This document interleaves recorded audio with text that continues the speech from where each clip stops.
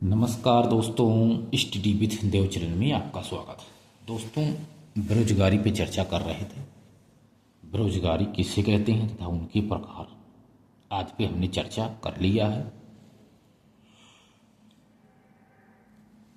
अब देखते हैं दोस्तों, भारत में बेरोजगारी के मापन।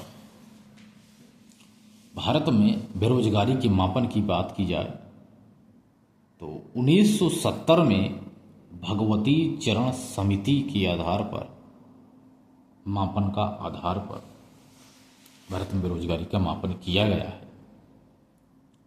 तो इसमें क्या बताया गया कि एक तो बेरोजगारी होती है सामान्य स्थित बेरोजगारी यानी सामान्य बेरोजगारी, दूसरा है साप्ताहिक बेरोजगारी, तीसरा है दैनिक बेरोजगारी।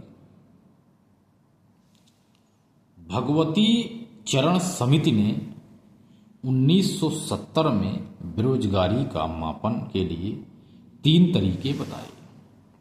भगवती चरण समिति ने बेरोजगारी मापन के 3 तरीके बताए। जो पहला है सामान्य स्थित बेरोजगारी, सामान्य बेरोजगारी, साप्ताहिक बेरोजगारी और दैनिक बेरोजगारी।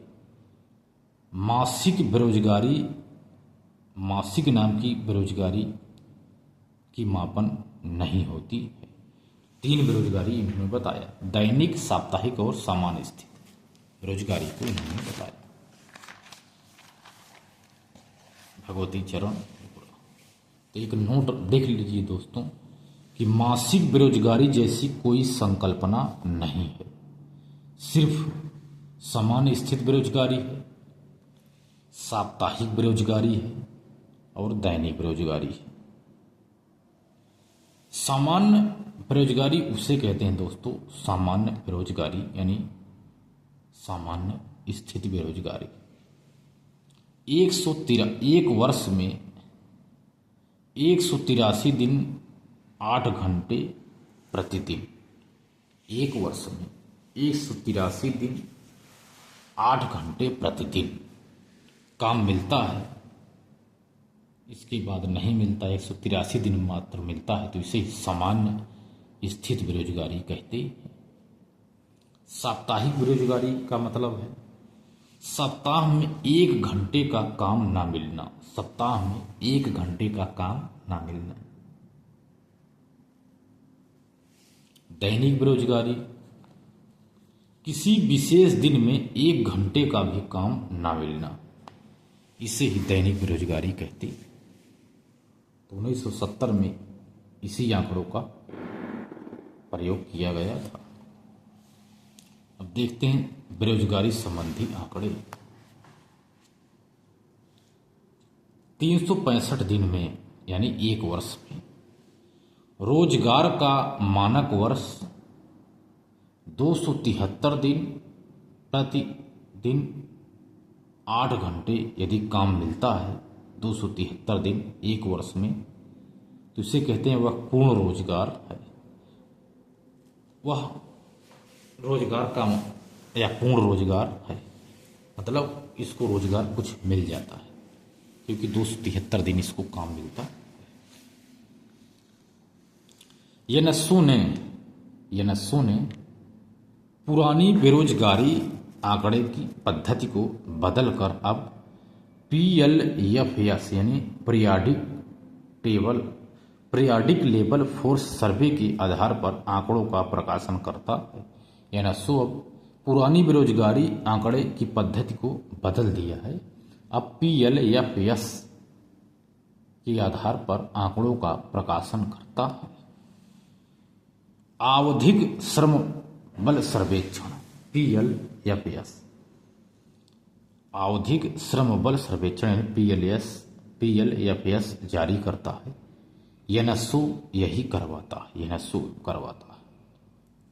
PLFS के सन 2017-18 के आंकड़ों के आधार पर मई सन 2019 में अपनी रिपोर्ट जारी की, जिससे निम्नलिखित तत्व महत्वपूर्ण है सन 2019 के अनुसार।